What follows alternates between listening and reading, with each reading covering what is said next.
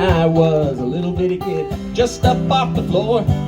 We used to go down to Grandma's house every month end or so. We had chicken pie, country ham, homemade butter on the bread. But the best damn thing about Grandma's house was the great big feather bed.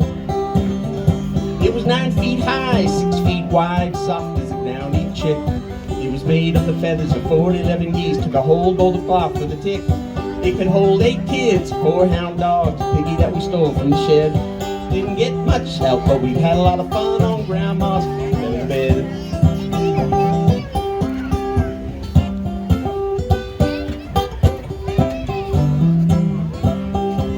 After supper, we'd sit around the fire. The old folks would spit and chew. Pa would talk about the farm and the war, and Grandma'd sing a ballad or two. Well, I'd sit and listen and watch the fire till the cobwebs filled my head. Next thing you know, I'd wake up in the morning in the middle of the old feather bed. It was 9 feet high, 6 feet wide, soft as a downy chick. It was made of the feathers of 11 geese, took a whole bowl of cloth with a tick. It could hold 8 kids, 4 hound dogs, a piggy that we stole from the shed. Didn't get much sleep, but we had a lot of fun on Grandma's feather bed.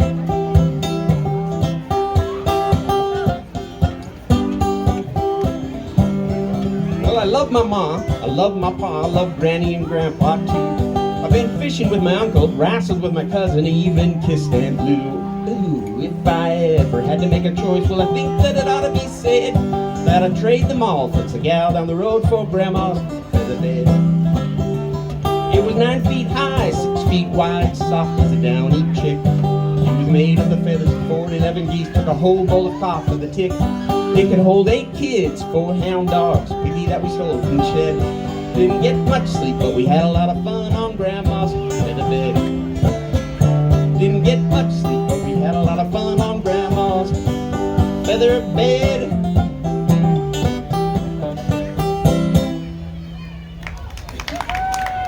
Okay, there's a lot of information that we can share, and we can keep it to ourselves or make it hard on other people. And I want to share some important information for you. But first, I'll give you an example. True story. This lady dies, and she goes to heaven, and she meets St. Peter at the pearly gates, and she says, "Am I really here? Is this really heaven?" And St. Peter says, "It really is. You're almost there. You've got one more thing to do, and I'll let you through the pearly gates." She says, "What is it? What is it?" And he says, "You have to spell a word." And she says, "A spelling test? I have to do a spelling test?" He says, "Yes, in a way. Now listen, I want you to spell one word, and I'll let you through the pearly gates. Here's your word. You ready?" She says, "Yes." "Love. I want you to spell the word love." And a tear comes to her eyes. She closes her eyes and says, "Love. Love. Love." Says, "That's right. You're welcome." She says, "I can go in now?" He says, "No, well, wait a minute. I got to use the restroom. Can you sit here at the desk for me while I use the restroom?" She says, "Sit at the desk at the pearly gates? I wouldn't know what to do." She says, "That's not a big deal." She says, "What if somebody comes?" He says, "You do the spelling thing. It's easy. You let him in." She says, "Oh, all right, okay, I guess I can do that." So he leaves, off he goes, and she sits at the desk. And not a couple minutes later, here comes this guy. And as he gets closer, she recognizes him. It's her husband. And she says, "What are you doing here?" And he says, what is this, heaven?" She says, "Well, not yet, not technically. What are you doing here?" She says, "Well, I was distraught when you died, and I was not paying attention when I was driving. I was crying, and I crashed the car, and I died, and here I am. Is this heaven? Do I get in?" And she says, "Well, no, not yet. There's a test." So there's a test? What do you mean there's a test? "Yeah, there's a spelling test." So there's a spelling test to get into heaven? She says, "Yes, pay attention. You got to spell a word." He says, "What word do I got to spell?" She says, "Well, you got to Czechoslovakia." How many of you would consider yourselves rural people from a farm area? How many of you have dogs?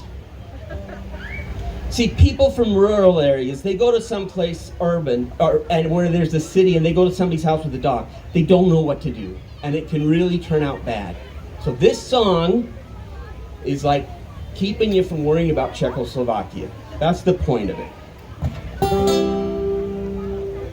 I'd much rather have a frog in my throat than a porcupine stuck to my face.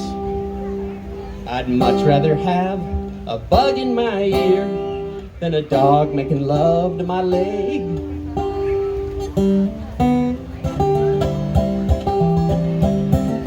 A girl asks you home to meet mama and daddy.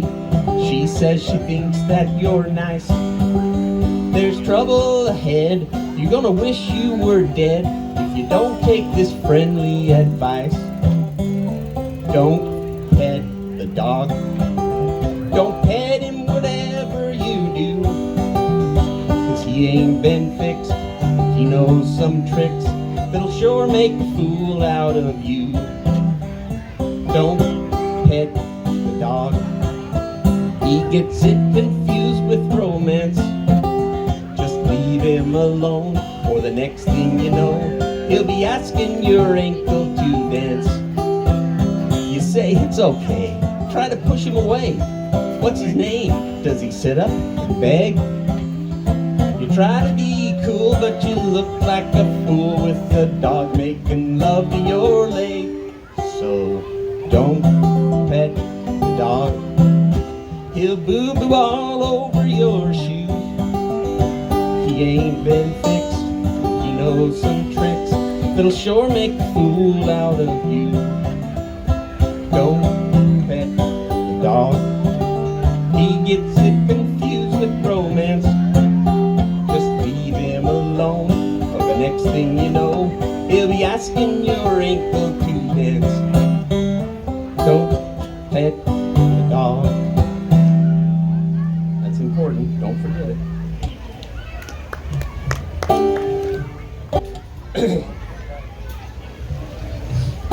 Okay, I'll tell a lesson song. I love story songs, and this lesson, I think I first learned it.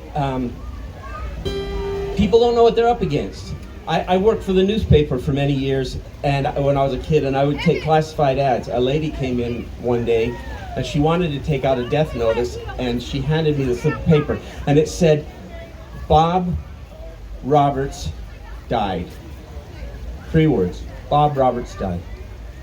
And I was a kid. It was a sensitive moment. I said, "Lady, I'm sure you're going through a lot. You have some sensitive feelings, but don't you want to say more than Bob Roberts died?" And she looked at me and kind of sighed, and she said, "Well, that's what happened." I said, "Okay, well, but gee, the first 6 words are free. So I mean, is there just something else that you could say?" And she thought about it for a minute, took the paper back, went over to the little desk and wrote a little bit more, came back and handed me the paper. It said, "Bob Roberts died, boat for sale."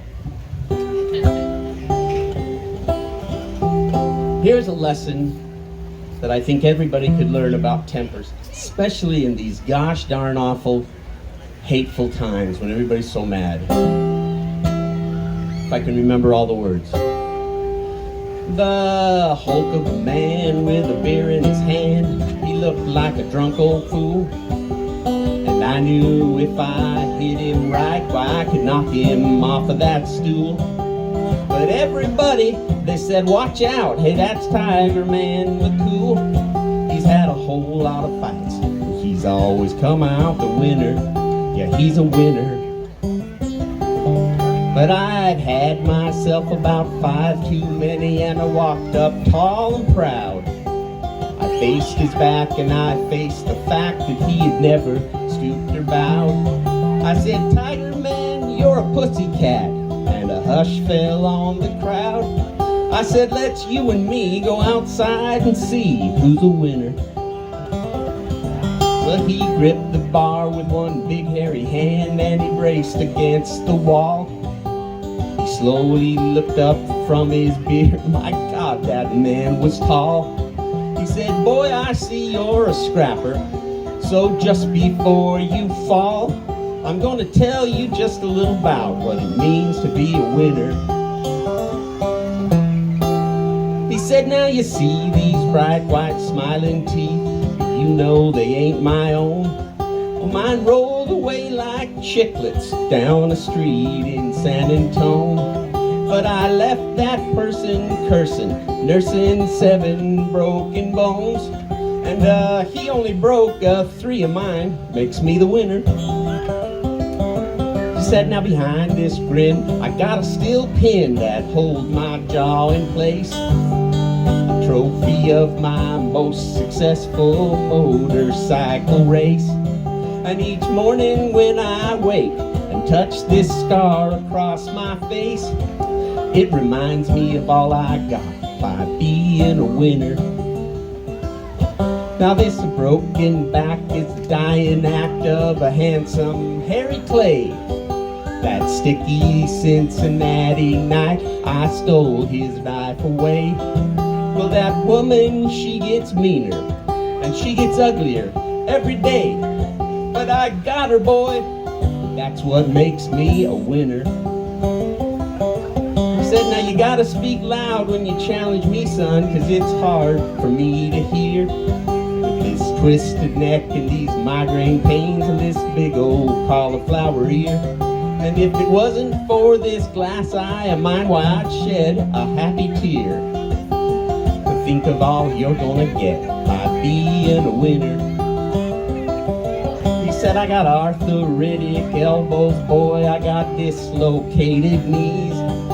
From picking fights with thunderstorms and charging into trees. And my nose been broke so often, I might lose it if I sneeze. And son, you say you still want to be a winner? Well, you remind me a lot of my younger days. With your knuckles I clench and white. But boy, I'm gonna sit right here and sip this beer all night. And if there's something you gotta gain or prove by winning some silly fight, well, okay, I quit, I lose, you're the winner. Well, I stumbled from that bar, not so tall and not so proud. And behind me I still hear the hoots and laughter from the crowd. But my eyes still see, and my nose still works, and my teeth are still in my mouth.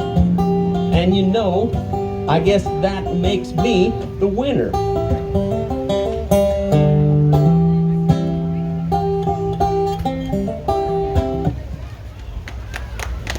Thank you. I don't know if songs about violence are... Does anybody remember Frankie Lane? This is a song about a man who goes to New Orleans and winds up in a duel. Do they have duels in St. George anymore? This guy winds up in a duel. And the song is about his Bowie knife. I got off the riverboat in New Orleans in the spring of '82. I walked into a gambling house, as gamblers often do. I had myself a drink, and I joined in a poker game. The dealer was a woman, so I asked her for her name. She smiled at me so pretty, but a hush fell over the place as the big man crossed the table, stood up and slapped my face. Bowie knife, long glittering steel.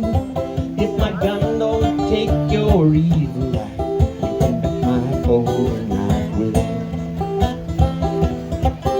I had my choice of weapons on which would defend my life. I chose a set of pistols and a butt-long old Bowie knife.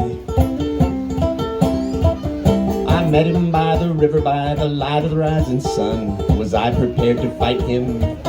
I feared my time had come. Bowie knife, long glittering steel. If my gun don't take your evil life, you can bet my Bowie knife will. As we stood back to back there on the dueling green, I cursed the fate that had brought me to the town of New Orleans. The referee started counting the paces one by one. When I heard him say 20, I turned and fired my gun. I knew at once I'd missed and I waited there in fear as the stranger aimed and fired, but the ball went by my ear. He threw away his pistol and drew his Bowie knife. I threw that razor edge would soon snuff out my life. But somehow luck was with me and my weapon found his side. He lay there on the dueling grounds and he cursed me as he died. Bowie knife,